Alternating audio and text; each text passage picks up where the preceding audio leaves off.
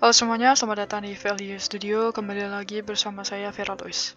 Oke, kali ini saya akan membagikan sebuah video. Ini juga banyak yang menanyakan kepada saya. Sebelumnya saya pernah membuat video gimana caranya membuat server-side data tables. Tapi video itu menggunakan PHP natif ya. Nah, kali ini saya akan membagikan bagaimana caranya membuat server-side data tables di dalam CI. Sebelumnya untuk data tables example sendiri itu udah ada di websitenya ya, di website resminya mereka gimana cara penggunaannya ya. Itu bisa kalian lihat cara penggunaannya seperti apa.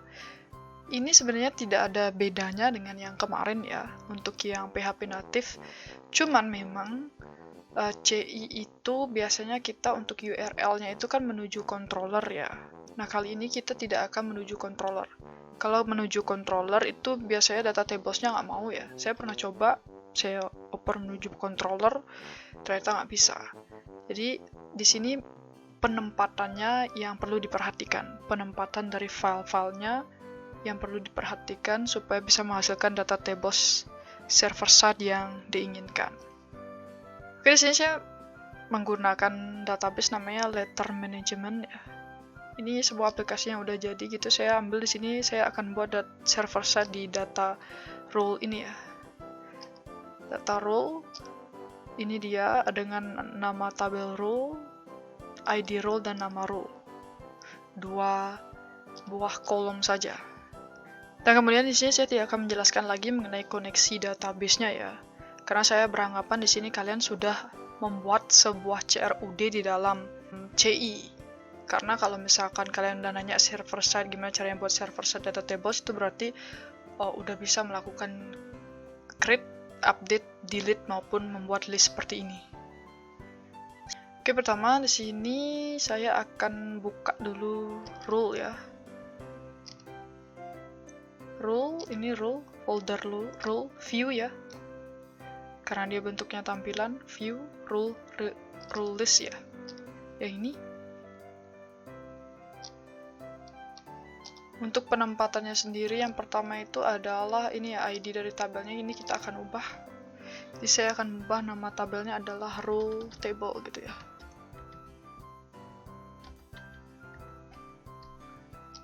Kemudian di bagian t-head-nya masih sama. Kemudian di bagian untuk menampilkan datanya ini akan kita hapus ya. Oke. Jadi table, t-head, judul dari tablenya, nama role action. Itu cuma di sini actionnya nggak akan saya buat ya. Nomor sama nama aja. Oke, seperti ini. Nanti datanya akan hilang ya. Karena datanya nanti kita akan oper menuju ke server side-nya. Atau kita akan buat PHP khusus untuk server side dari rule ini. Oke, di sini kita tentunya kalian sudah menginputkan sebuah library dari server side data tables itu sendiri ya. Atau biasanya di dalam data tables example ini pasti ada JavaScript yang bukan yang ini ya, yang bagian bawah. Ini CSS yang bagian bawah ini yang harus kalian importkan ke dalam aplikasi kalian menggunakan data tables server side ini. Di sini saya menempatkannya di dalam template.php. Ini ya. Jadi di sini sudah ada library semuanya yang dibutuhkan untuk. Kemudian ini adalah bagian dari tabel terdahulu yang tadi ya. Tadi nama tabelnya adalah my table. My table ini bukan hanya khusus untuk role ya, tapi untuk tabel-tabel yang lainnya. Karena saya berpikir tidak menggunakan server side waktu itu.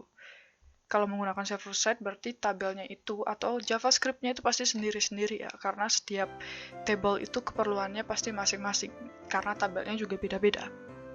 Ini kita tambahkan dulu paling bawah gitu ya.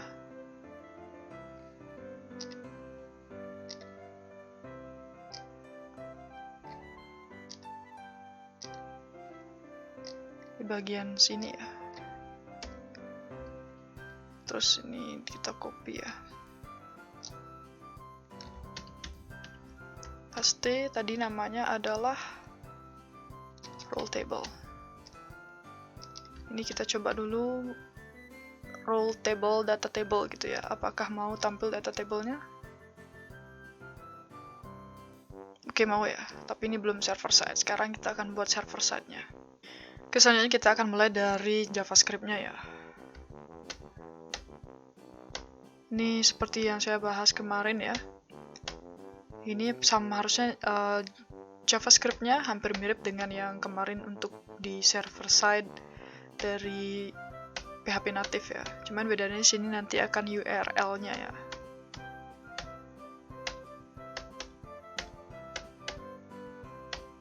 Di sini saya buat URL-nya, nanti namanya belum saya buat juga, tapi nanti akan dibuat ya.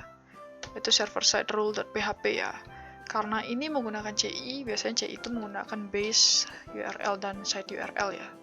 Kalau di native itu tidak menggunakan base URL dan site URL. Sedangkan menggunakan langsung nama filenya berdasarkan di mana kalian letakkan file tersebut. Misalkan di dalam folder apa, berarti folder misalkan folder text, berarti text/server side rule.php gitu misalnya.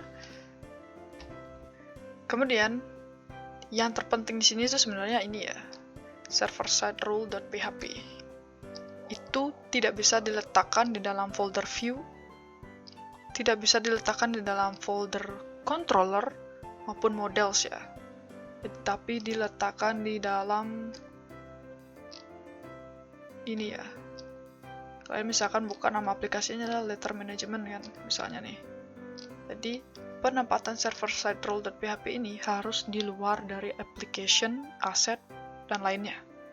Jadi di dalam folder letter management atau di dalam folder dari aplikasi atau penamaan aplikasi dari website kalian.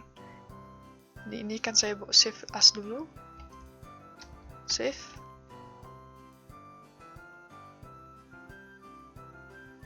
Di sini ya, di letter management ini nama aplikasinya yang tadi namanya server side rule.php, ingat, dan cari gininya as type-nya PHP. Oke, seperti ini, save. Jadi dia akan muncul di sini. Nah, ini dia.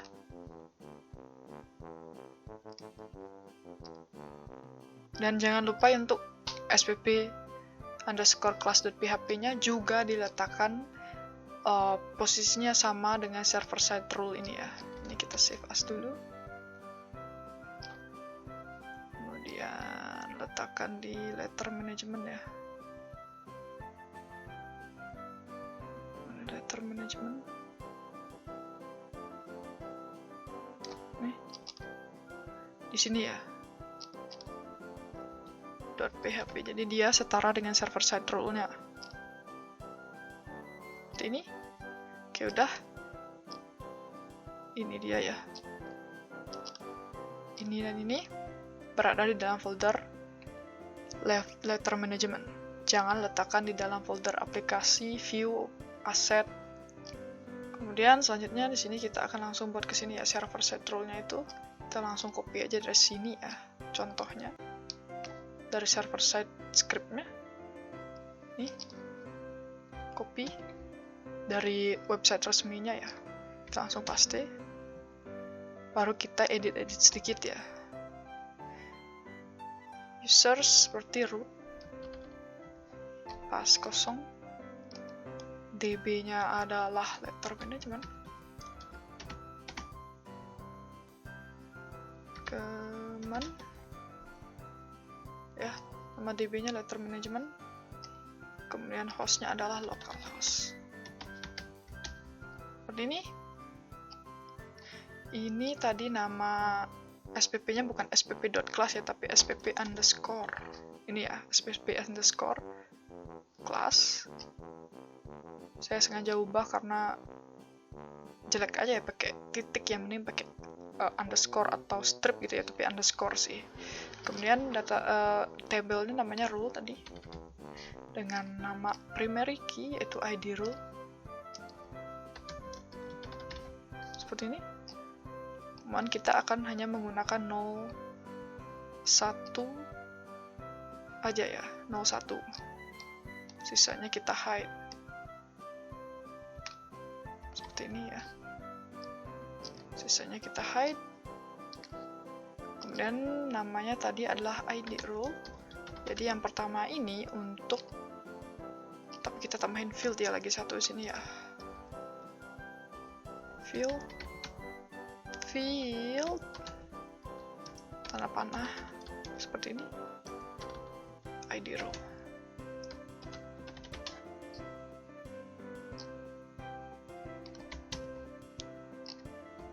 Oke. Jadi ID role atau yang ke 0 ini fungsinya untuk melakukan penomoran ya. Jadi penomor 1, 2, 3, 4, 5. Jadi untuk penomoran. Yang satu lagi adalah tadi apa? Nama role ya. NM role. Di NM role ya berarti untuk menampilkan nama role ya. Seperti ini. Udah di bagian sini kita lanjut ke bagian JavaScript-nya ya. Di sini kita akan tambahkan kolomnya untuk menampilkan atau untuk memasangkan antara head-nya ya, head-nya nomor namanya dengan isinya yang berada di server side row. Jadi kita tambahkan kolom di sini. Ini kemudian kurung kotak. Yang pertama data sama dengan 0. Jadi ini render ini. Kemudian return meta row plus settings display starts plus 1 ini fungsinya untuk menampilkan penomoran.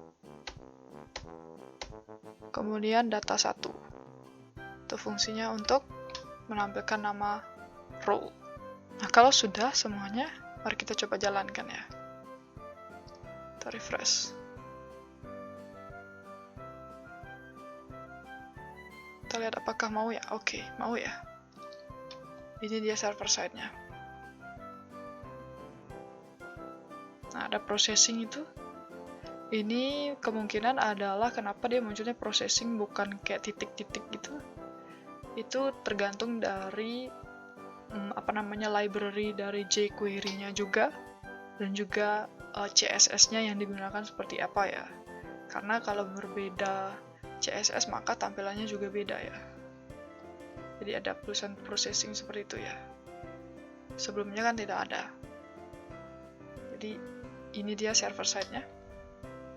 Server side double table, mitra misalnya. Nah, kelihatan kan processing-nya. Processing. Berarti kalau udah seperti itu, berarti ini berjalan dengan lancar ya, server side-nya. Jadi kesimpulannya sebenarnya hampir mirip ya. Bukan hampir mirip sih, sama ya. Cuman bedanya sini adalah di URL. Karena kalau pemanggilan URL di CI sekali lagi itu agak sedikit berbeda dengan PHP native ya. Dan untuk server side role-nya atau bagian server side-nya, server side script-nya, dan juga spp.class PHP-nya. Ini spp class PHP ini digunakan untuk supaya kita bisa mengakses server side-nya atau supaya kita bisa menggunakan. Seperti itu ini bagian ini ya. PHP 2 PHP ini letakkan di luar dari folder application. Itu saja. Sisanya untuk data tables-nya itu kalian letakkan yang bersandingan dengan link yang digunakan untuk bisa mengakses server side data table seperti ini ya. Ini linknya. Ini untuk JavaScript-nya dan ini untuk CSS-nya. Pastikan berada di antara itu ya untuk jQuery data tables-nya.